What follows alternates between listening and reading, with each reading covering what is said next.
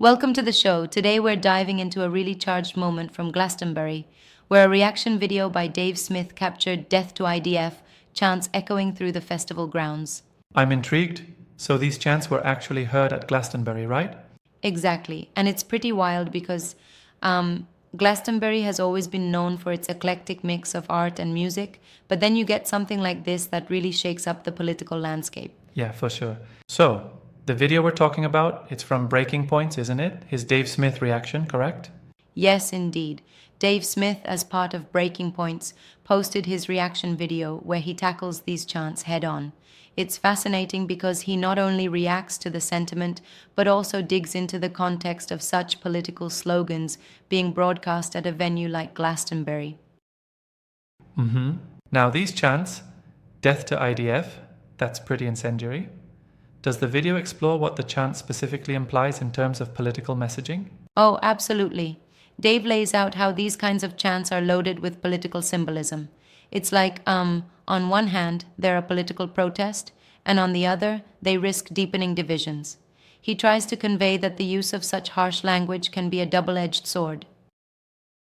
Yeah, that's a crucial point. And what's interesting is that it isn't just about the words, it's also about the power of the setting, Glastonbury, which is usually a celebration of music and open-mindedness.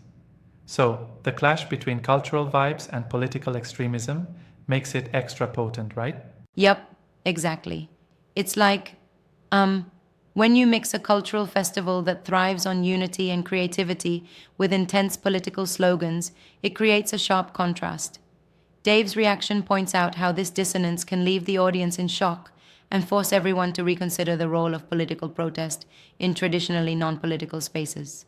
That really resonates. Now, I've been wondering, does the video simply document the event, or does it dive into the deeper implications? It definitely goes beyond mere documentation. Dave not only captures the moment but also reflects on the broader context. He looks at how such statements might fuel tension in already polarized debates, especially concerning the Israeli-Palestinian conflict, which, stirs up heated responses from all sides. Right, that's definitely a sensitive topic. And what about the reaction tone? I mean, does Dave come off as supportive of the protest message, or is he more critical of it? Great question. He's quite measured in his approach. He acknowledges the protest aspect, but also critically assesses the possible fallout of using provocative language. It's like, he's saying that while it might be a call for change to some, it can also further inflame Yeah, that balanced tensions. perspective is key. I remember he mentioned the potential for these chants to isolate moderates from the conversation, right? Exactly. He points out that when you use such aggressive rhetoric, it might energize like-minded individuals, but it could also alienate those who might have been open to a more nuanced discussion on the issues at hand. Absolutely. Now, here's a point where I have a slight critique. Do you think that framing it purely in terms of political extremism might oversimplify the underlying grievances that some of the protesters feel? That's a really valid observation. He Yeah. does risk painting a broad brush over what might be a much more complex set of political frustrations.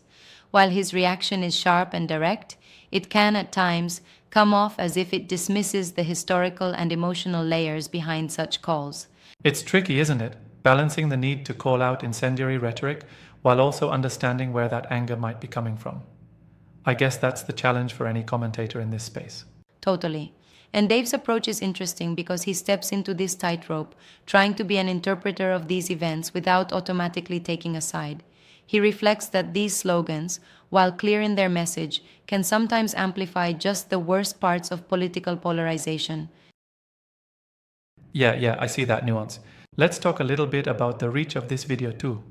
Over 80,000 views, thousands of likes and shares within just hours. That suggests these chants and the reaction to them are striking a chord, wouldn't you say? Absolutely. It's like a digital echo chamber. In just 4 hours, the video amassed thousands of reactions, which means people are really engaging with the issue. It shows that in the digital age, even a moment like this can ripple across the online political landscape. That's striking indeed. And do you reckon the discussions on platforms like YouTube, coupled with these reaction videos, are helping to educate viewers about the complexities of political protest? That's a double-edged sword. On one hand, they provide real time reactions and reflections, which are great for sparking conversation. On the other, they're sometimes short on deeper analytical context. It's like, they set off a spark without necessarily offering a full blueprint for understanding the whole history of the conflict. Yeah, that's true. It invites more questions than it answers sometimes. Which brings us to the larger issue of how social media platforms handle politically charged content. Do these reaction videos end up reinforcing echo chambers? Right, that's one of the key challenges. I mean, when viewers already have pre existing leanings, these videos might simply bolster those views without encouraging them to explore other perspectives. However, they do push the conversation into mainstream discourse, which can at least prompt further dialogue outside the digital bubble. That's a fair point. It's almost like we're witnessing a transformation in how political dialogue is conducted. On-stage moments like this triggering online debates that can sometimes spiral. Would you agree? I would, yeah, it's like a digital wildfire. A single provocative event, such as these chants, can ignite a massive, rapid exchange of opinions across various platforms. And while that can be democratic in nature, it also makes it harder to separate genuine protest from inflammatory rhetoric. Absolutely, it's that wildfire imagery spreading unpredictably. And considering the timing, given that the video was posted just a few hours ago, it seems that these issues are very much in the public eye right now. Exactly. It's not just a flash in the pan, it's a reflection of ongoing, deep seated tensions in global politics, especially when it comes to conflicts that are as historical as the Israeli Palestinian one. The fact that we're seeing these chants at a festival in the UK only underscores how international and intertwined these issues have become. Soundly said. So, what do you think the long-term impact of these kinds of moments will be on both public opinion and perhaps policy dialogues? That's a tough one. I believe that whenever we see something like this, it raises awareness, even if it's in a chaotic or controversial way. It forces politicians and media to confront the underlying sentiments that lead to such extreme expressions. But it can also harden attitudes, pushing both sides even further apart. Right, that can be a dangerous cycle. And of course, there's the question of accountability. Should platforms or organizers step in when chants like these occur at public events? That's an important question. In a way, event organizers and digital platforms have a responsibility to manage what gets amplified. But it's a slippery slope. Balancing free expression with the need to prevent hate speech is delicate. The reaction video sparks that debate by showing how these messages are received, and it sort of leaves the audience with the question, where do we draw the line?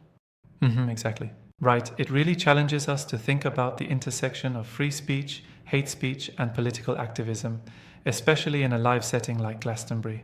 Yes, absolutely. And it's like Dave Smith's reaction reminds us that our digital media landscape is in a constant state of flux, where every moment becomes a political statement that reverberates far beyond the original event. This video is just one, yet it encapsulates a lot about how these messages are both consumed and contested.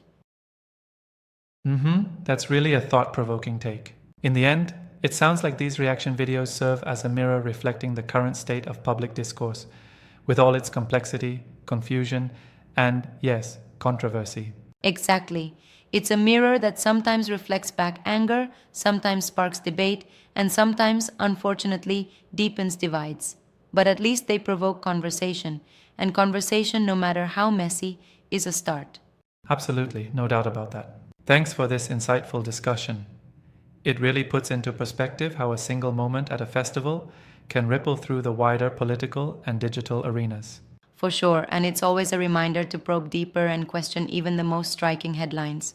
This is the kind of dialogue that certainly makes us pause and reflect. Yep, definitely. Well, that's all for today.